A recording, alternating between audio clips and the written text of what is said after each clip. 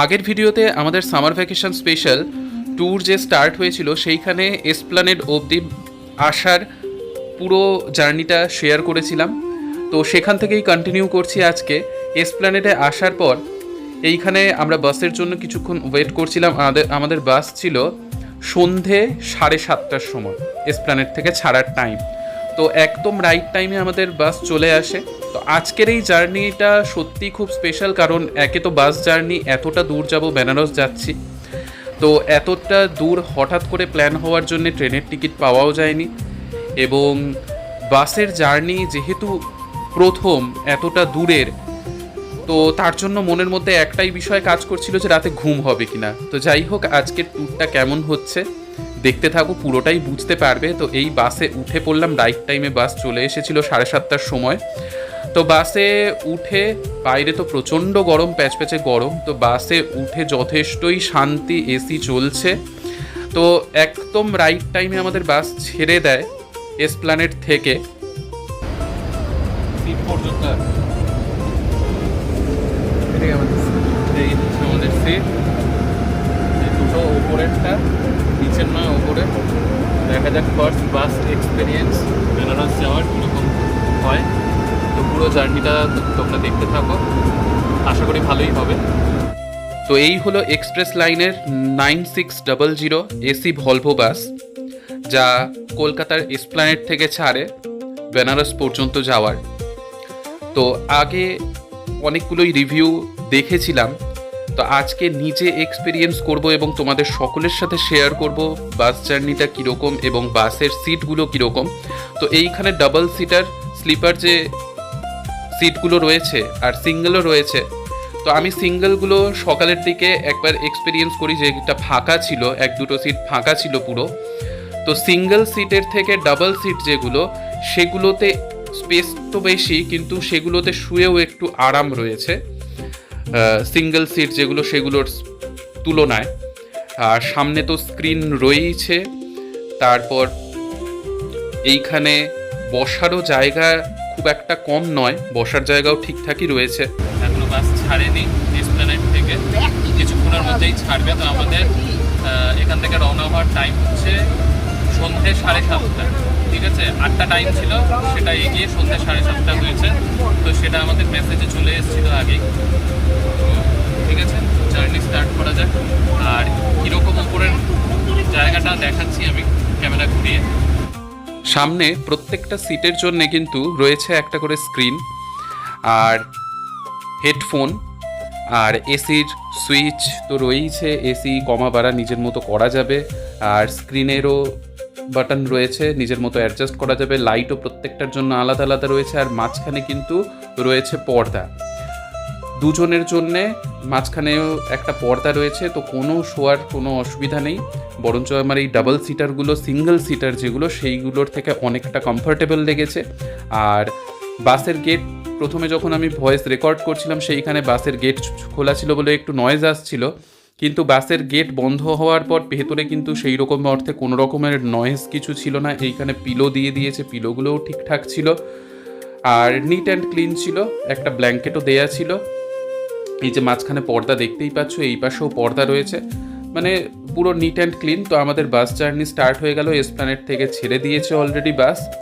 তো এইখানে আরও একটা জিনিস বাস জার্নিতে, যেটা হচ্ছে ট্রেনে যেমন বাথরুম যাওয়া নিয়ে কোনো টেনশন নেই, বাস জার্নিতে বাস যেখানে দাঁড়াবে সেইখানেই বাথরুম যাওয়া যাবে। এটাও একটা আমার মাথায় শুরুর থেকে কাজ করছিল, এক তো ঘুমোনো, আর সেকেন্ড হচ্ছে এই ব্যাপারটা বাথরুম। তো যাই হোক, কী হয় দেখতে থাকো, আমিও নতুন এই ব্যাপারটা নিয়ে। তো উঠেই আমরা কিনে নিয়েছিলাম চাউমিন। তো সেই চাউমিন খাওয়া স্টার্ট করে দিলাম, খুব খিদেও পেয়েছিল, যেহেতু 4:30টার সময় বেরিয়েছি। তারপর এসে কিছুক্ষণ ওয়েট করলাম, 7:30 বেজে গিয়েছিল।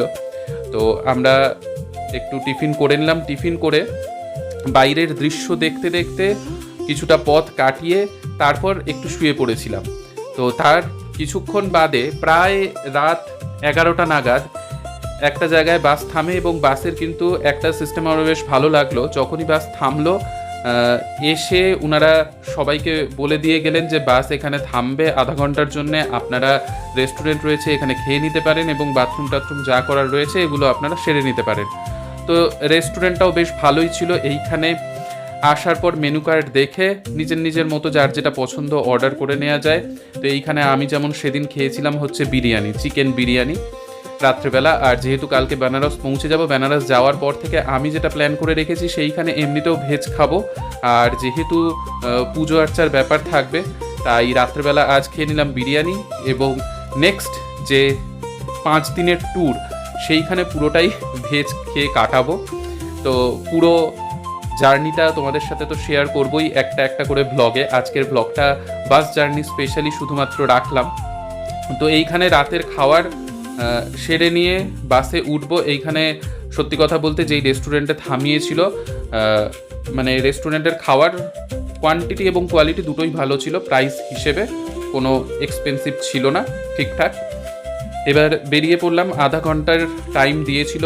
তো বাস ছাড়ার আগে রেস্টুরেন্টে এসে সবাইকে আবার একবার করে জিজ্ঞাসা করে নিল আর কেউ বাকি আছে কিনা। সার্ভিস যথেষ্টই ভালো। তো নিচে এই জুতো খুলে উঠে পড়লাম। তো এবার রাত্রে শুয়ে পড়ার পালা। পেট ভর্তি খাওয়া দাওয়া হয়ে গিয়েছে, এইখানে পর্দাও টেনে দিয়েছি।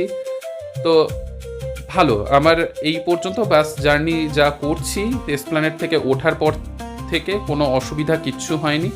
কিছুক্ষণ গান টান শুনলাম, শুনে এবার কিছুক্ষণ রেস্ট নিয়ে শুয়ে পড়ার পালা। যেহেতু লেখা রয়েছে টাইমিং যে সকালবেলা আমরা পৌঁছে যাব 8টার মধ্যে। তো দেখা যাক কটায় পৌঁছই। তো মাঝখানেও কিছুক্ষণ ঘুমিয়েছিলাম, এখন কিছুক্ষণ গান শুনে আবার ঘুমিয়ে পড়ার পালা। রাত 12টা প্রায় বেজে গিয়েছে। এবং একটাই জিনিস আমি মাঝখানে লক্ষ্য করলাম, সেরকম কোনো জার্কিং বা কিছু নেই, শুধুমাত্র কোনো জায়গায় একটু জার্কিং ফিল হচ্ছে। এবং নিচের যারা শুয়েছিল তাদের সাথেও কথা বলে দেখলাম যে একই প্রায় ওপর নিচে, বরঞ্চ ওপরে জার্কিংটা নিচের তুলনায় একটু কম। তো সেই হিসেবে ওপরে যে থাকলাম কোনো সেরকম অসুবিধা হয়নি। শুধুমাত্র মাঝে মধ্যে জার্কিংয়ের জন্য একটু ঘুম ভেঙেছে, যেটা ট্রেন জার্নিতে হয় না। সেটাই আমার একটা ভয় ছিল যে ঘুম হবে কিনা, কিন্তু ঘুম হয়েছে, ঘুম নিয়ে কোনো সমস্যা হয়নি। আর বাসের ভেতরেও কোনো নয়েজ ছিল না। তো এইখানে সকাল হয়ে গিয়েছে, বেনারস পৌঁছে গেছি, আশপাশের দৃশ্য দেখছি। আর এইখানে চার্জিং পয়েন্ট তো রয়েইছে। এইখানে আবার বেনারস পৌঁছে একটা জায়গায় হল্ট দেয়। ভিডিওর শুরুতেই আমি যে কিছুক্ষণ আগে বলেছিলাম যে সিঙ্গেল সিটার যেগুলো সেগুলোতে কেমন হয়, তো এইটা হচ্ছে সিঙ্গেল সিটার, যেইখানে আমি শুয়ে একটু দেখলাম কিছুক্ষণের জন্যে। আধা ঘন্টাই আর টাইম ছিল হাতে। তো অতটা কমফোর্টেবল লাগলো না আমার সিঙ্গেল সিটারগুলো, মানে খুবই চাপা। স্পেসটা যেহেতু কম, কিন্তু খুবই চাপা মনে হলো মাথার দিকেও পায়ের দিকেও। তো তার থেকে ডাবল সিটারগুলোই ঠিকঠাক আছে। তো যাই হোক, মহাদেব কি নগরী বেনারস পৌঁছে গেছি। এখন মনে তো অনেক কিছু প্ল্যান করা আছে, সারাদিন ঘোরা, কাশী বিশ্বনাথের পুজো দেয়া, কি হচ্ছে না হচ্ছে নেক্সট ব্লগে তোমাদের সকলের সাথে শেয়ার করব। তো আজকের বাসের এক্সপিরিয়েন্সটা শেয়ার করলাম, তোমাদের কেমন লাগলো অবশ্যই জানিও।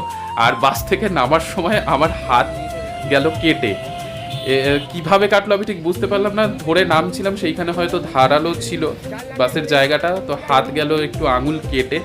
বেনারস পৌঁছতে একটু রক্তক্ষরণ হলো, এই যে দেখতেই পাচ্ছ। যাই হোক, আশা করি জার্নিটা ভালো হবে, রক্তক্ষরণ হওয়াতে খারাপ হবে না। মনের মধ্যে একটু খচখচ করছিল। বাস আমাদেরকে পৌঁছালো লাহরতলা চক ক্যান্ট রোডে। সেইখান থেকে আমরা চলে যাব গদৌলিয়াতে, এবং সেইখানেই আমাদের হোটেল বুক করা আছে। গদৌলিয়া যেটা বেনারসের একদম প্রাণকেন্দ্র বলা যায়, কারণ সেইখান থেকেই সব মন্দিরগুলো কাছাকাছি। তো সেইখানেই হোটেল বুক করা রয়েছে। হোটেল কীরকম, কোথায় যাচ্ছি এবং কীরকম ফেসিলিটি রয়েছে হোটেলে, কীরকম প্রাইস, সব কিছু নেক্সট ভিডিওতে তোমাদের জন্য থাকবে। তো stay tuned to SG canvas YouTube channel. আর যারা ফেসবুকে দেখছো, ফেসবুকেও দেখতে পারো। তো নেক্সট ভিডিওতে সব এক্সপিরিয়েন্সগুলো শেয়ার করব। তো এই গদৌলিয়া চকে পৌঁছে গেছি, সেইখানে একটা এন্ড পর্যন্তই গাড়ি যায়, তারপর আর গাড়ি অটো যায় না, যেহেতু যে শ্রদ্ধালুরা থাকে তারা পুজো দেওয়ার জন্য লম্বা লাইন পড়ে। তো এই পর্যন্ত পৌঁছে আমরা হেঁটে যাচ্ছি এখন হোটেল পর্যন্ত। তো টাটা, নেক্সট ব্লগে দেখা হচ্ছে।